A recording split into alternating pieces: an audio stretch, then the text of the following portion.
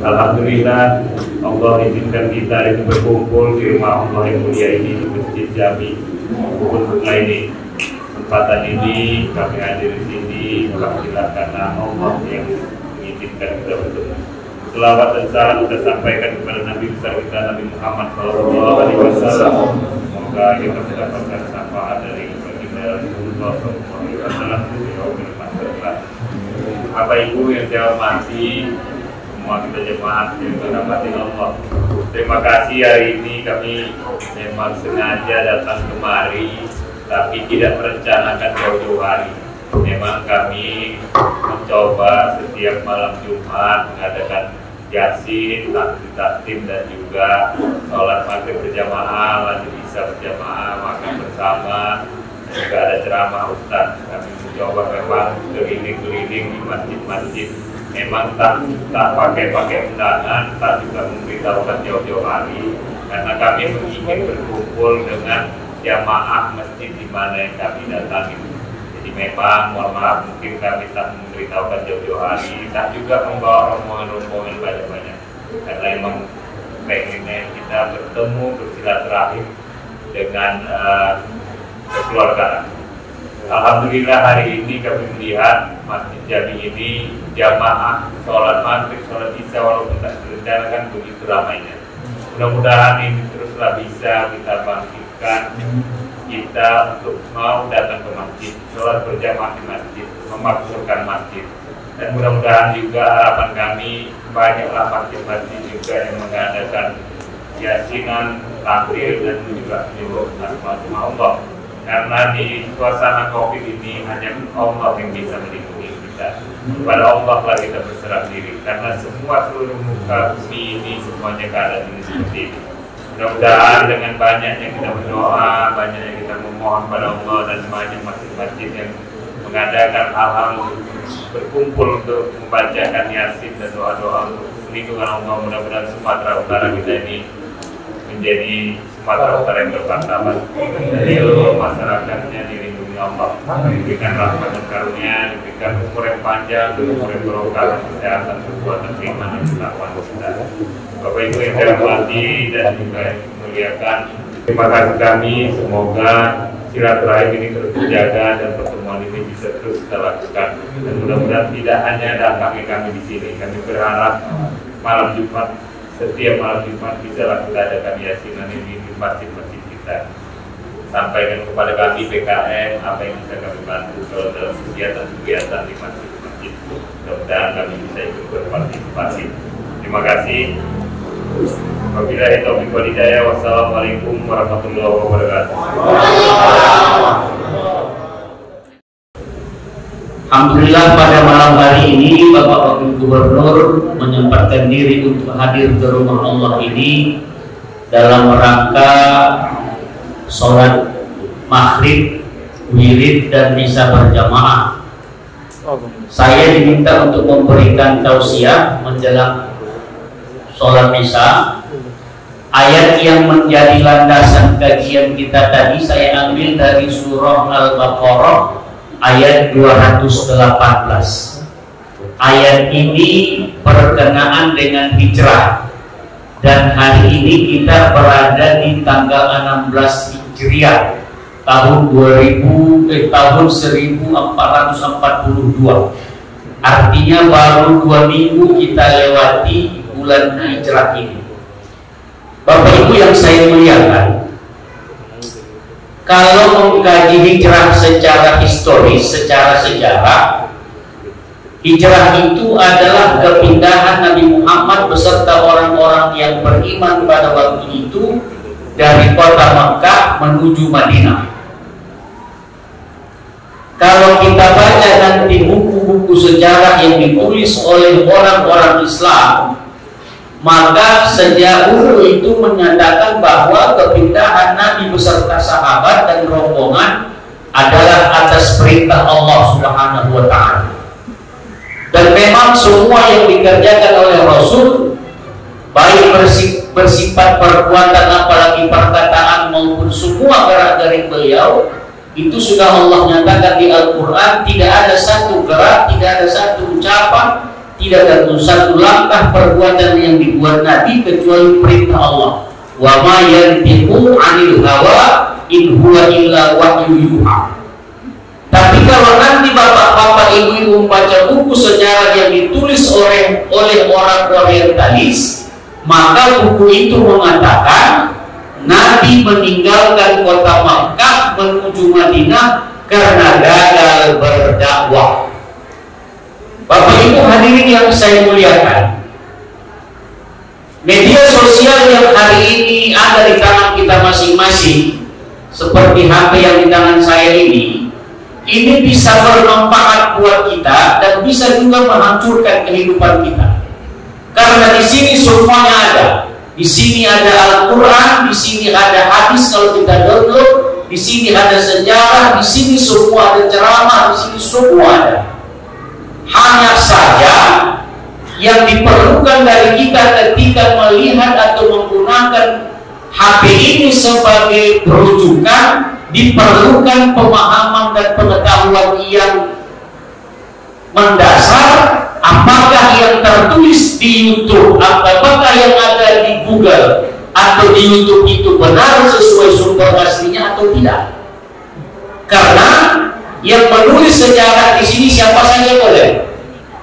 Hari ini dia tulis A, besok dia tulis B, besok dia tulis C boleh. Kalau tak cocok dihapusnya atau dibiarkannya. Berbeda dengan kitab. Kalau kitab begitu dicetak pada tahunnya, maka tidak akan pernah berubah sampai kapanpun. Kenapa ini saya sampaikan? Sekarang ini banyak orang belajar Islam dari Google, banyak orang belajar Islam dari YouTube, termasuk yang nanti kalau barangkali Bapak itu mengklik kata hijrah dari Google itu akan muncullah sederetan tulisan tentang hijrah. Kalau kita tidak bisa memilah mana yang asli dari kita, mana yang orientalis, maka pikiran kita bisa dirasuki. Oleh karena itu saya sampaikan kepada kita, hati-hati belajar Islam dari Google dan hati-hati belajar Islam dari YouTube. Bapak Ibu yang dirahmati Allah, kembali ke pelajaran yang pertama tadi, hijrah. Nah, kalau kita belajar dari sejarah Nabi itu, hijrah itu artinya pindah tempat dari Makkah ke Madinah. Pertanyaan sekarang, apakah kita hijrahnya seperti Nabi? Kalau yang dari Jakarta pindah ke Medan, dari Medan pindah ke Deli Serdang pindah ke Sergei pindah ke Perjun pindah ke laut? Tentu saja tidak. Maka bagaimana kita hari ini mengikuti jejak Rasul tentang hijrah? Kalau Nabi hijrah dari Makkah ke Madinah atas perintah Allah yang tujuan strategisnya adalah untuk mengembangkan Islam, maka hari ini kita hijrah tidak meninggalkan tempat tinggal kita. Akan tetapi hijrahnya kita hari ini adalah hijrah keadaan. Bapak Ibu, ada satu buku yang kalau dulu kami di Al-Wasliyah bahkan di Ismailiyah itu dibaca ketika belajar, nama bukunya Matan Arba'in. Sekarang sudah diterjemahkan dengan berbagai macam versi. Harganya sekitar 2 bungkus di Samsung. Jadi kalau bapak-bapak perokok di Samsung, stok 2 bungkus, beli buku itu. Kalau kita bisa memahami hadis itu, insya Allah separuh dari hidup ini bisa kita sikapi. Di nomor 1 dari hadis yang ada di buku itu menjelaskan tentang niat dan hijrah. Innamal a'malu binniyat, itu hadis awalnya. Di akhirnya Nabi menjelaskan tentang hijrah. Apa kata Nabi hijrah di situ? Hijrah di situ ialah hijrah dari keadaan yang tidak baik menuju keadaan yang baik. Hijrah dari yang zulumat ila nur. Hijrah dari kegelapan kepada cahaya. Nah, bisakah sekarang kita hijrah Bapak Ibu? Bisa. Syaratnya 1. Mau melakukan evaluasi ke dalam. Mau melihat apa yang selama ini kita buat salah atau tidak. Itu saja dulu. Kalau mau kita menengok, merenung, mengingat apa yang sudah kita buat selama ini, ternyata jawabannya salah, maka carilah yang benarnya, tidaklah ke situ. Tak usah jauh-jauh, yang ringan-ringan saja. Hijrah yang paling ringan, coba ibu bapak ingat hari ini berapa kali kita minum berdiri. Berapa kali pula dari minum berdiri itu minum pakai tangan kiri. Itu bapak ibu. Yang laki-laki coba ingat hari ini berapa kali kencing. Dari sekian kali kencing itu berapa kali berdiri. Dari sekian kali berdiri itu berapa kali tak cuci kencing. Itu kan ringan itu kan. Jangan ingat ke sekolah. Kalau ingat ke sekolah dulu barangkali makan bakwan 4 bayar 2. Itu 8 kali. Pengalaman pribadi. Nah, yang jauh-jauh itu kan. Nah, kemudian ibu hari ini berapa kali merepet dengan bapak? Atau bapak berapa kali hari ini terima WA dari mantan? Kalau itu sepakat ibu pulang maafkan ya kan? Tapi pas ibu kena ibu tak tahu ya. Nah itu kan persoalan kecil. Jangan usah yang besar-besar. Kalau yang besar-besar tak kerjaan kita itu. Jangan pikirkan bagaimana Sumatera Utara ini, biarkan PSL-PJ besar dari PR memikirkan itu. Kita pribadi-pribadi saja. Jangan merusak ini, jangan itu. Itulah nama yang cerah. Jadi kalau dalam kajian ilmu dakwah di fakultas ada namanya dakwah individual, ada namanya dakwah komunal. Dakwah individual itu mengajak orang per orang. Yo manja, berhenti kau mencatur, itu dakwah pribadi-pribadi. Tapi ketika kita ingin melakukan dakwah besar-besaran, tak bisa per orang, harus ada lembaga.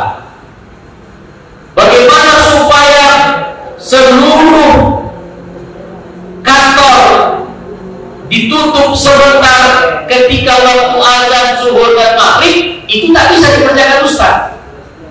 Itu bisa dikerjakan pemerintahan di atasnya. Bagaimana supaya orang bisa bayar zakat? Kalau tak bayar zakat kena denda, itu tak bisa kerjaan ustaz. Itu kerjaan DPR. Makanya disuruh oleh Allah dalam Al-Quran, pilih pemimpinmu dari orang yang beriman, supaya beriman cara dan berkumpul, beriman cara berpikir. Orang bilang kenapa harus beriman?